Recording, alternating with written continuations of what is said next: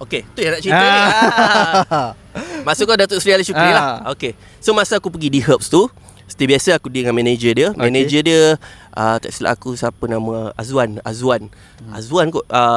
Lepas tu dia interview ini semua, oh kau nak jadi editor YouTube semua. Aku padahal aku ni tak expert tau editor. Aku baru je pecah sikit. Tapi aku confident. Pitching lah. Sebab lagi satu aku nak kerja dengan Ali Shukri ni.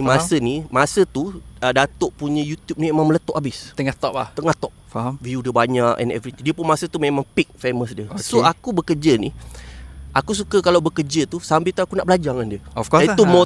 aku punya Sebab objektif. dia kira dua dalam satu. Kau Betul. belajar, kau dapat gaji. Sebab aku tak suka kerja hanya untuk mendapatkan gaji. Aku make sure aku kerja, dapat something. aku belajar, aku dapat something. Dan aku rasa macam ni, aku pergi belajar dan aku dapat duit. Faham. Aku tak rasa aku bekerja. Macam tu. Betul. So aku pergi Wisma dia, Azwan dia cakap, okay lah ni semua. Tiba-tiba dia cakap, Wan, sorry, Datuk baru sampai. Kau jumpa dia direct lah. Dah Aku punya hati masa tu, apa? Jumpa Ali Shukri.